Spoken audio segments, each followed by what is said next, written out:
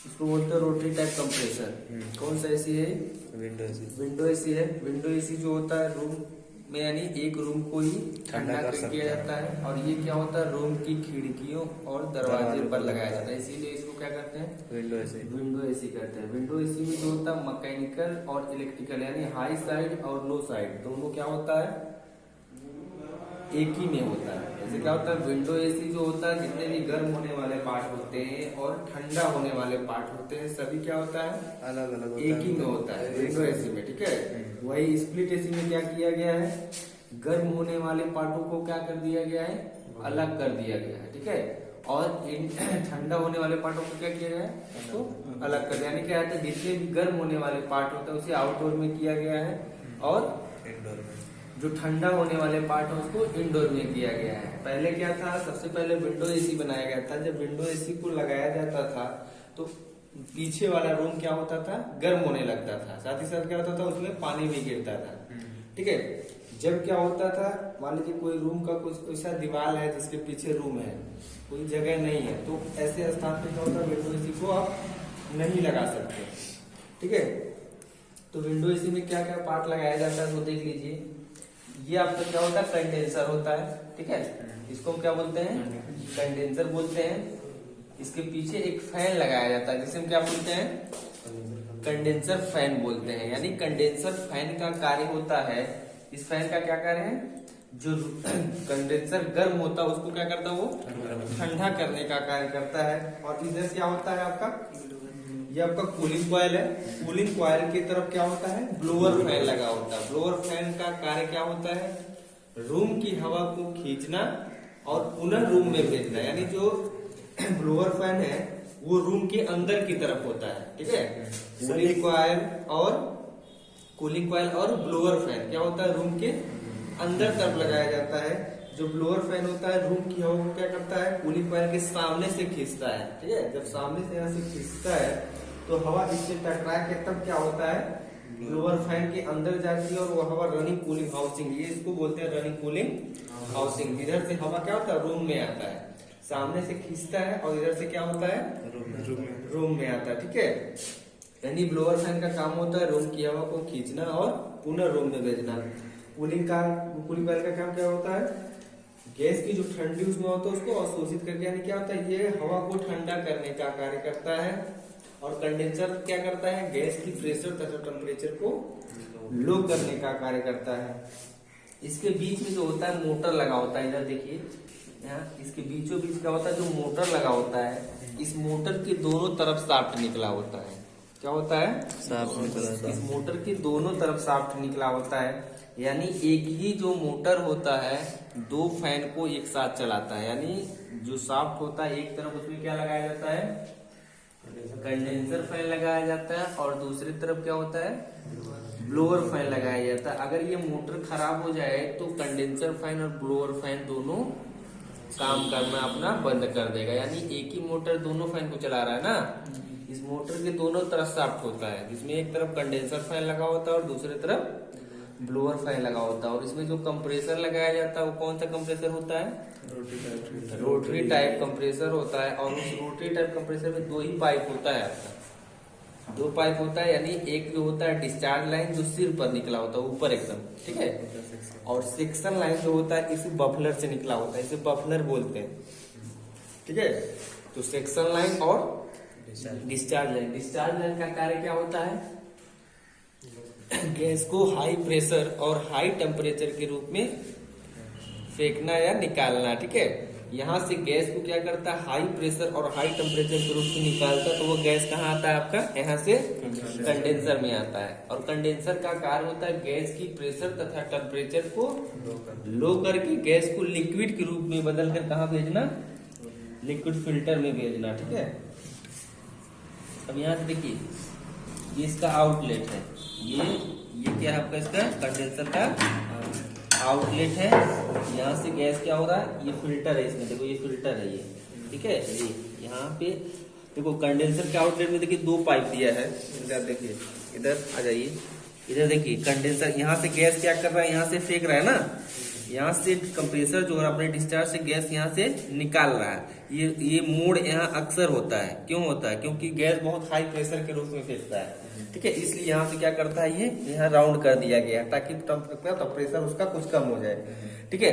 अब यहाँ से क्या करता है, ये कंडेंसर में जब भेजता है तो कंडेंसर का काम होता है गैस को लिक्विड के रूप में बदलकर गैस को किस में भेजना, लिक्विड फिल्टर में भेजना। अब देखिए यहाँ पे क्या है, इसका क्या लिक्विड फिल्टर लगा दिया गया है, ये फिल्टर है, ठीक है। अब ये क्या करता है, जो गैस में अशुद्धियां होती है उसको छानता है। और इसके बगल में देखिए एक छोटा सा और पाइप दिया गया है। इसके द्वारा क्या होता है, यहाँ से जब क्या करता है, यहाँ से अगर वैक्यूम किया जाता है, अगर मान लीजिए यहाँ से अगर आपको वैक्यूम कर रहे हैं तो अलग से वैक्यूम पंप की आवश्यकता नहीं पड़ती है।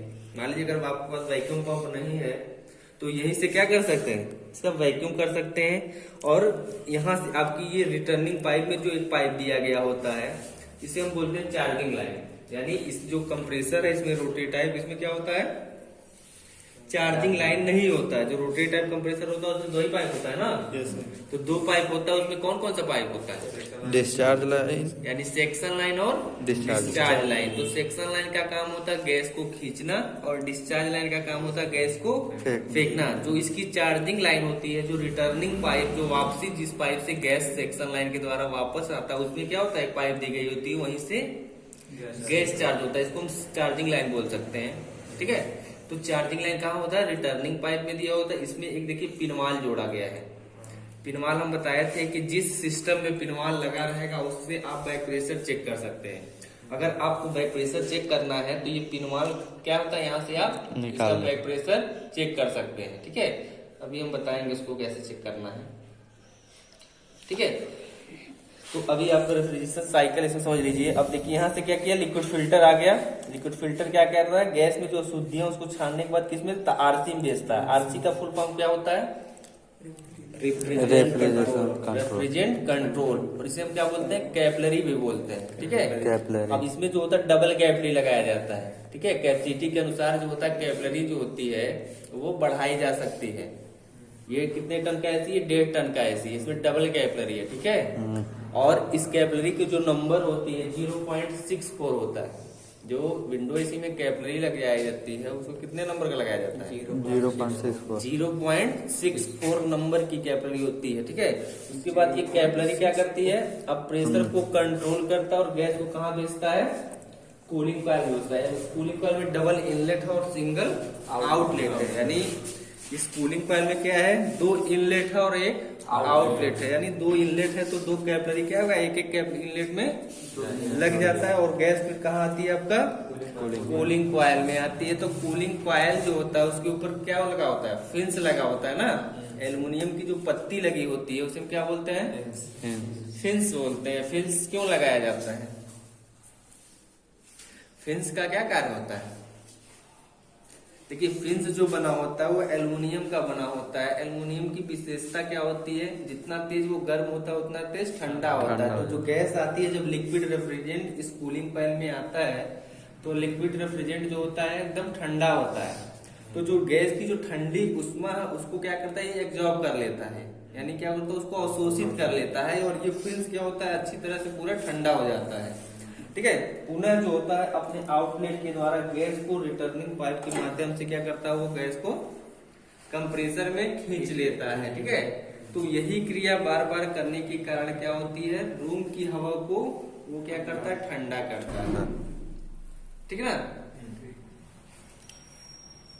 तो ये सब समझ आ रहा है ना, रेफ्रिजरेशन साइकिल हम इसी को बोलते हैं, ठीक है ना। देखो अगर किसी भी एसी का आपको बैक प्रेशर या स्टैंड प्रेशर चेक करना है तो बैक प्रेशर कब चेक होता है, जब सिस्टम ऑन होता है तब बैक प्रेशर चेक किया जाता है। अगर मान लीजिए आप किसी के घर जा रहे हैं एसी रिपेयरिंग करने, अगर लाइट नहीं है, आपको चेक करना है कि इस एसी में गैस है या नहीं है, तो हम उसकी स्टैंड प्रेशर चेक कर लेते हैं, ठीक है। स्टैंड प्रेशर के लिए आपको क्या आवश्यकता पड़ती है, एक होता है लो प्रेशर गेज और एक होता है हाई प्रेशर गेज। तो हाई प्रेशर गेज और लो प्रेशर गेज में अंतर क्या है, ये माइनस में भी बताता है। यानी लो प्रेशर गेज जो होता है वो और प्लस दोनों में बताता है, ठीक है। और हाई प्रेशर गेज क्या होता है, ओनली प्लस में बताता है। यानी क्या होता है, ये वैक्यूम, यानी लो प्रेशर गेज जो होता है वैक्यूम करने पे भी उसका प्रेशर भी बता देगा, और लीकेज चेक करने के लिए जो हवा बढ़ते हैं या गैस बढ़ते हैं उसका प्रेशर भी बता देता है। तो हमें यह देखना होता है कि क्या चेक करना। तो स्टैंड प्रेशर अक्सर क्या होता है 250 के बीच ही होता है। तो आप ये 250 के नीचे, क्योंकि ये जो लो प्रेशर गेज है 250 psi तक ही बता सकता है। यानी जो लो प्रेशर गेज होता है वो कितने psi तक बताएगा, 250 psi तक बताएगा। और हाई प्रेशर गेज कितने psi तक बताता है, ये 500 psi तक बताता है। तो अपनी आवश्यकता अनुसार कितना प्रेशर चेक करना है उस अनुसार आप उस गेज में क्या उसका लगा सकते हैं। तो हमें इसका स्टैंड प्रेशर चेक करना है, और इसमें गैस कौन सा R22 गैस है, ठीक है। तो R22 गैस को चेक करने के लिए क्या कर देंगे, सबसे पहले इसका वाल्व जो ध्यान देंगे, ये वाल्व खुला नहीं रहेगा, समझ में आ रहा है। ये वाल्व क्या होना चाहिए, ऑफ होना चाहिए। अगर ऑफ रहेगा तब यहाँ से गैस क्या होगा, वापस नहीं फेंकेगा, ठीक है। इसको आवश्यकता भी है नहीं, ये एक ही का आवश्यकता है। जब गैस चार्ज करते हैं तब 2 पाइपों की आवश्यकता होती है, ठीक है। अभी क्या है, 1 पाइप की आवश्यकता है। इसी से मतलब कि घड़ी में हो जाएगा चेक, किसमें मानेंगे इसको, वही बताए हैं अभी 250 तक रहेगा तो इसमें भी चेक कर सकते हो। अगर ऊपर चेक करना हो तो देखिए हाई में, इसमें जो होता है जो चार्जिंग पाइप है, इसमें क्या होता है, एक तरफ पिन होता है और एक तरफ पिन नहीं होता है। तो पहले क्या करना, बिना पिन वाला सिरा लो प्रेशर गेज में क्या करना है, जोड़ना है। यानी अगर ये पहले आप चार्जिंग लाइन में जोड़ देंगे तो इधर से गैस क्या होगा, फेंकने लगेगा, निकलने लगेगा। पहले क्या करेंगे, लो प्रेशर गेज में आप इधर से इसको जोड़ देंगे, यहाँ से, ठीक है। यहाँ से आप इसको जोड़ देंगे, इसको हल्का सा टाइट कर देंगे, ठीक है। इसको जोड़ने के बाद अब ये वाला इसको कहीं रख दीजिए, ठीक है। अब इसको आपको कहाँ जोड़ना होता है, जो सिस्टम की चार्जिंग लाइन है, चार्जिंग लाइन में क्या होता है, एक पिनवाल लगा होता है। तो पिनवाल को पहले ऑन कर लेंगे ऐसे, ठीक है। तो इसमें कैसा है, वही अभी चेक करने जा रहे हैं सर, ठीक है। तो यहाँ से इसको जब ऐसे इसको जोड़ोगे, वाह चलता है। इधर गया इधर पैर के नीचे, चलो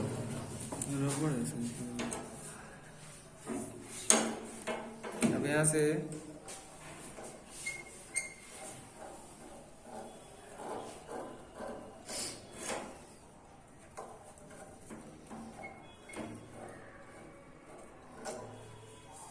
थोड़ा सा इसके वाल को जो है हम लोग देखिए यहाँ से थोड़ा सा ऊपर कर लेंगे।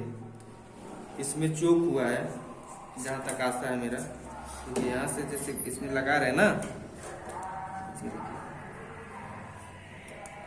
आया नहीं कि पानी निकल रहा है, इसमें ऑयल चढ़ गया है, चोकिंग हो गया है, ठीक है। अब यहाँ से हम थोड़ा सा खोल के चेक कर ले रहे हैं। इसकी जो घड़ी देखिए, घड़ी में आपका ये 10 psi दिखा रहा है, ठीक है। यानी इसमें गैस नहीं है। तो यार अगर क्या होता है, इसमें गैस होता तो कम से कम ये 250 psi तक जाता है, 250 psi। हाँ, क्योंकि इसकी जो स्टैंड प्रेशर होता है 240 से 250 होता है, ठीक है। 240 से 250 psi तक, लेकिन इसका जो स्टैंड प्रेशर है कुछ नहीं बता रहा है। यहाँ से आप जोड़ रहे हैं ना, कुछ बता रहा है, नहीं बता रहा है। यानी सुई का जहाँ था वहीं रुका हुआ है। यानी इस एसी में क्या है, गैस नहीं है, ठीक है। तो स्टैंड प्रेशर आपको चेक करने के लिए क्या करना है, सबसे पहले एक चार्जिंग पाइप लेना है और एक लो प्रेशर गेज लेना है, ठीक है। पहले क्या करना, बिना पिन वाला सिरा चार्जिंग का, जो चार्जिंग पाइप है उसका बिना पिन वाला पहले लो प्रेशर गेज से जोड़ेंगे। उसके बाद पिन वाला सिरा जो होता है इसकी चार्जिंग लाइन में जो पिनवाल लगा होता है उससे जोड़ना है। देखिए स्टैंड प्रेशर कुछ बता नहीं रहा है, यानी इसमें गैस नहीं है। एक तरह से मान लीजिए इस तरह से नहीं बता रहा है, तो एक बार आप इसको निकाल लीजिए यहाँ से, ठीक है। निकालने के बाद इसको रखिए उधर। अब यहाँ से थोड़ा सा इसमें पिनवाल जो लगा हुआ होता है, देखो पिनवाल जो होता है इसमें एक अंदर पिन होता है, ऐसे देखो यहाँ से इसको ऐसे खोल के हल्का सा खोलेंगे तो गैस एकदम रहेगा कि नहीं रहेगा तुरंत बता दिया। देखिए हम इसको क्या ऑन कर रहे हैं ना, लेकिन यहाँ से कुछ निकल नहीं रहा, देखो सब ऑयल चढ़ गया है इसमें, ठीक है। ऑयल निकल रहा है ना, यानी ये क्या हो गया आपका, चोकिंग है, साथ ही साथ क्या है इसमें लीकेज भी है। यानी लीकेज भी है इसमें और चोकिंग भी है। देखिए इसमें से चार्जिंग लाइन से पूरा क्या हो रहा है, ऑयल आ रहा है। तो ऑयल आने का मतलब क्या है, ये आयन चोकिंग हो गया है और क्या है इसमें सिस्टम में गैस भी नहीं है। ठीक है, बस ये तो हो गया आपका स्टैंड प्रेशर चेक करना। ठीक है, कोई दिक्कत नहीं ना। यहाँ से थोड़ा सा कपड़ा लाना, इधर आ जाइए सब लोग।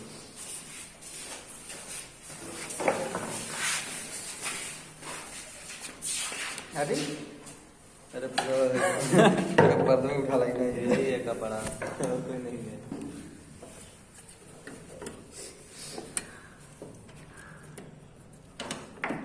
इसको निकालना है। ठीक है,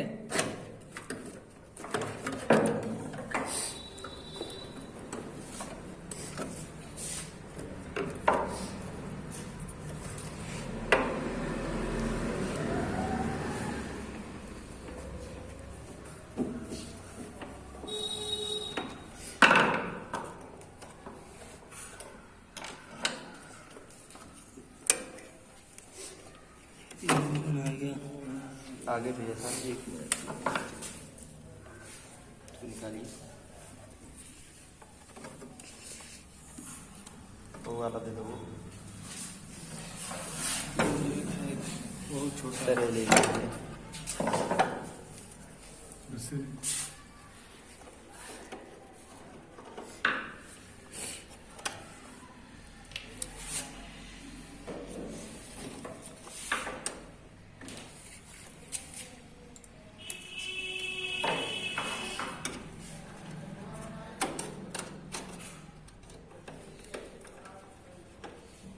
इसको बोलते हैं पावर पैनल कंट्रोल बोर्ड है ये। ठीक है, यानी क्या है, एसी का पैनल बॉक्स है ये, जहां से वायरिंग किया जाता है।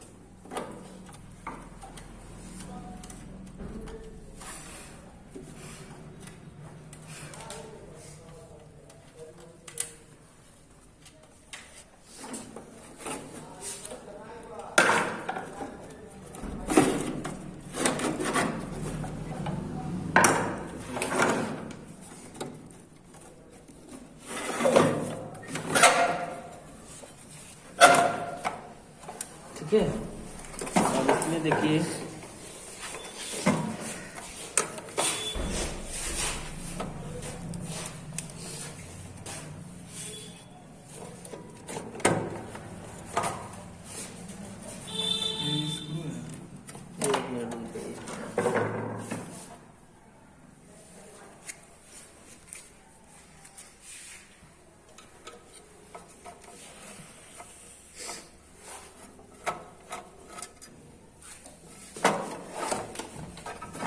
पीछे भी है, पीछे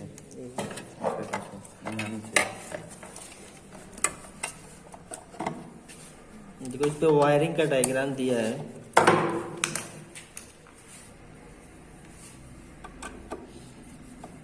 तो कोई भी एसी खोलते हैं तो वायरिंग एक बार जरूर देख लेंगे उसका। ठीक है, वायरिंग करते समय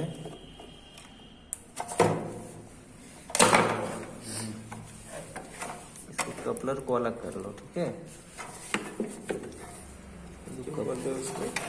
उसको कपलर बोलते हैं।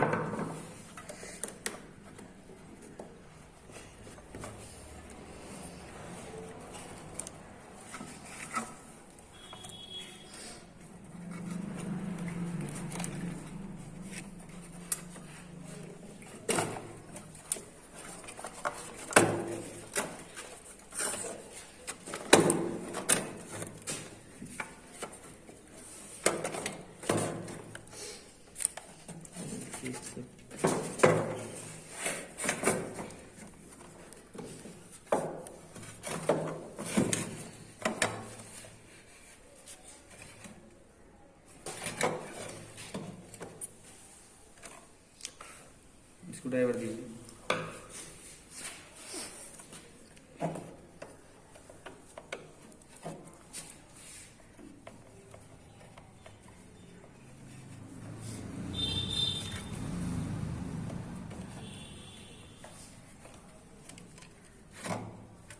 तो रखिए सर, टॉर्च जलाइए।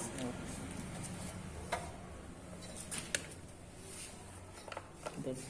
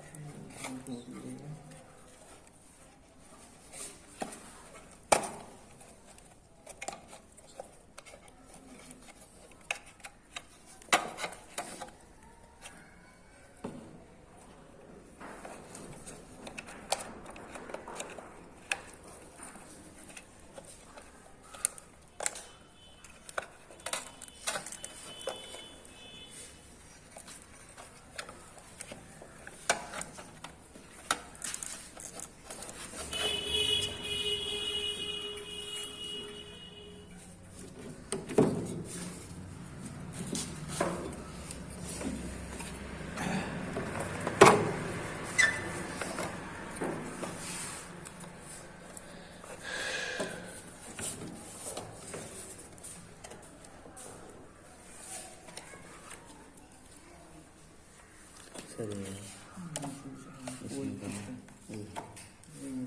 है।